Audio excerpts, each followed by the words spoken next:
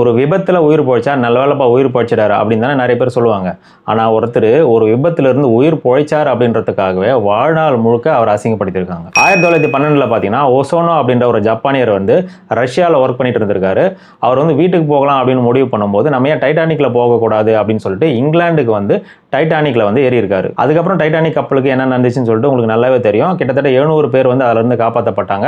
அதுல ஒசோனோவும் ஒருத்தர். அப்படி உயிர் பொழைச்சி அவர் வந்து ஜப்பானுக்கு போய் சேர்றாரு. ஆனா அங்க இருக்கிற எல்லாருமே இவரை கேலி கிண்டல் பண்றாங்க. நிறைய பேர் வந்து இவர் வந்து கோழை அப்படின்னு சொல்லிட்டு திட்ட ஆரம்பிச்சிட்டாங்க. ஏன்னு பாத்தீங்கன்னா அந்த கப்பல்ல பெண்களும் குழந்தைங்களும் கூட டிராவல் பண்ணிருப்பாங்க இல்லையா, அவங்கள காப்பாத்தாம நீ ஏன்டா பொழைச்சி வந்த கோழை அப்படின்னு சொல்லிட்டு அவரை திட்ட ஆரம்பிச்சிட்டாங்க.